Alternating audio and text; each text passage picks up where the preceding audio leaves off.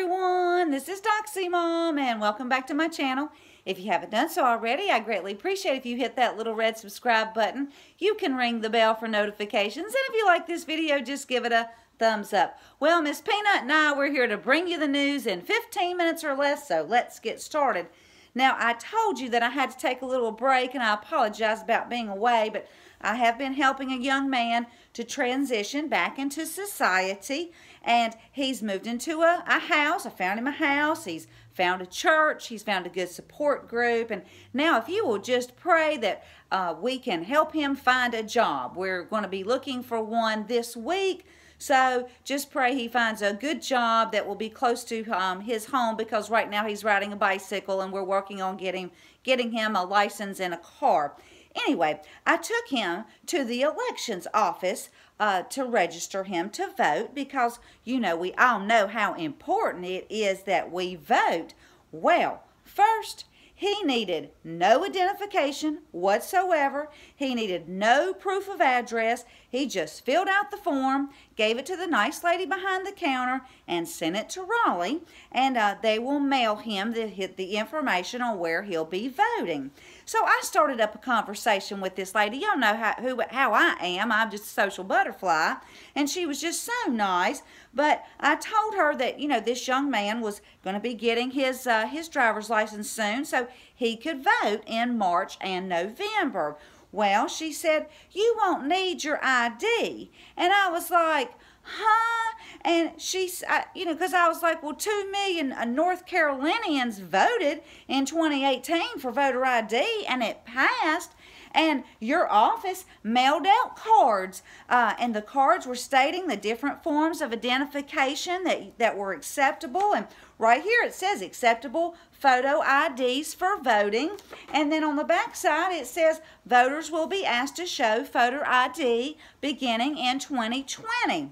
Well, she said that we sent the cards out 1.5 weeks before Judge Loretta Biggs blocked our new law. Well, at this point, I just about became unglued. And she suggested that I research it, so you know that I did. I assured her I would. And I found an article from the Daily Signal entitled, "North Carolina Voter ID Ruling Puts Security of Democracy at Stake." And I will leave a link. Now, so, just to be clear, unelected federal judge Loretta Biggs struck down our voter ID law, calling it discriminatory and comparing it to the dark American legacy of slavery. So, more than 2 million voters approved North Carolina's voter ID, and one unelected Democrat Obama-appointed judge just threw it out. Can you believe that? Never mind that the voter ID law was co-sponsored by an African-American Democrat and passed with bipartisan support. Never mind it was approved with majorities in 82 of our 100 counties. And never mind that numerous studies have found no evidence that voter ID suppresses anybody's ability to vote. In North Carolina, you need an ID to open a bank account, rent a home, qualify for welfare, and even to return a package to Walmart, among many other things. The only reason to oppose photo voter ID is if you intend to commit fraud at the ballot box. This North Carolinian has had it up to here with these activist unelected judges changing the laws we voted for. So I will be writing to Senator Tom Tillis and President Trump about this, because this just isn't right. Moving on. Now, Sidney Powell, don't you just love her? She was on Mark Levin's show Friday and said that they have moved to withdraw General Flynn's guilty plea, but the prosecution has withdrawn their recommendation of probation, and they want that wonderful General Flynn to go to prison. Now, we all know that General Flynn is a true patriot, and he has been set up by the deep state, and the only reason General Flynn pleaded guilty in the first place was because they threatened to go after his son. Now, Sidney Powell, she listed a battery of documents that the DOJ withheld from General Flynn that would have proved his innocence. Also, Prosecutor Van Grack, who worked with Mueller on Russiagate, well, he tried to get Flynn to make a false statement, and this is punishable by 5 years in prison. Now, Sidney Powell, she has evidence of this, and she will be bringing this up. And then the judge overseeing the case is preventing General Flynn from being provided Brady material related to his case. However, Sidney Powell says she has stunning reasons to withdraw this guilty plea, and she has never seen such a travesty of justice in her entire multi-decade law practice, plus 500 federal appeals. Now, Mark Levin, he says in this interview, so they tried to set up Flynn. They withheld information from Flynn that was favorable to his defense, and now they're trying to punish him because he's fighting back through you. End quote.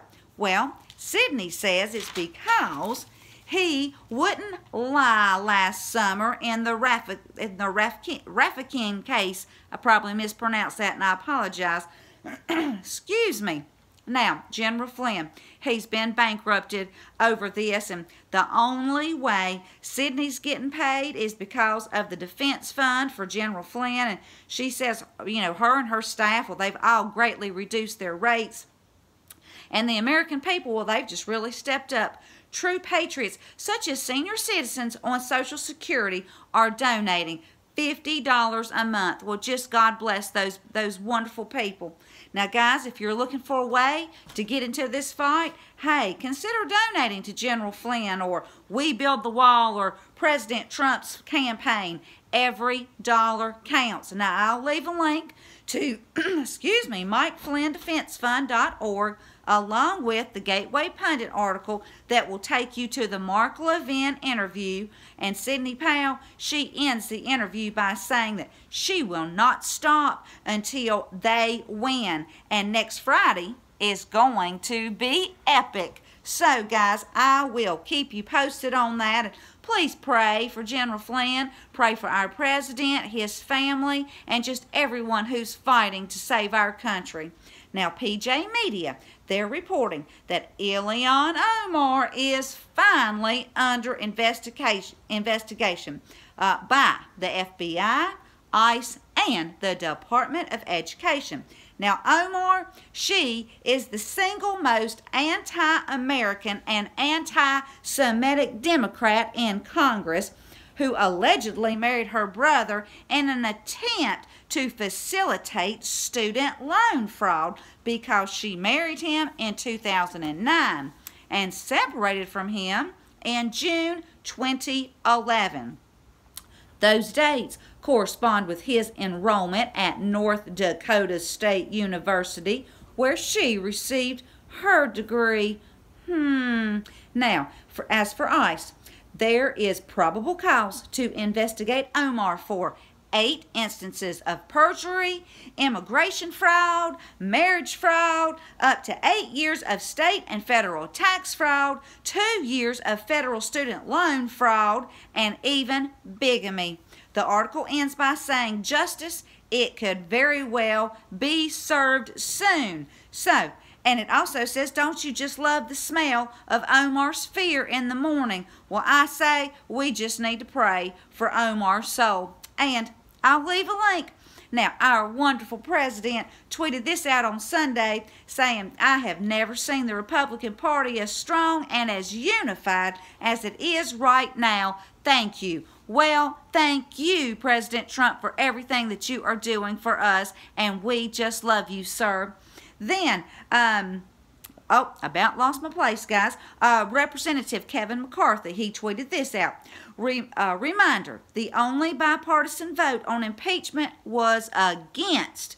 First time in history that impeachment has been jammed through by only one party in tweet. And Charlie Kirk, he tweeted out, shameful. The Puerto Rican government just fired the emergency director after millions in aid were found wasting away in a warehouse. Can you believe this, guys? He goes on to say the media blamed Trump for Puerto Rico's suffering. Will they issue a retraction, correction, or even an apology? Well, Charlie, I am not holding my breath. Now, if you go to my Twitter page, which I'll link below, it's DoxyMom2000, there's a video that Charlie Kirk tweeted out showing a warehouse just full of supplies, all kinds of things for babies, diapers and wipes and all kinds of supplies. Then there were just tons of bottles of Ensure, and then just all these containers of water, canned foods, batteries, radios. Guys, this is just horrible. It's just awful. Corrupt people kept these desperately needed supplies from their citizens. And, you know, I just don't understand some people at all. But anyway, you can see that on my Twitter page, which I'll link. And I'm going to leave you with some encouraging words from one of my favorite Psalms. It's Psalm 100, and this is what it says. Shout for joy to the Lord, all the earth. Worship the Lord with gladness. Come before him with joyful songs. Know that the Lord is God. It is he who made us, and we are his. We are his people, the sheep of his pasture. Enter his gates with thanksgiving and his courts with praise. Give thanks to him and praise his name. For the Lord is good and his love endures forever. His faithfulness continues through all generations.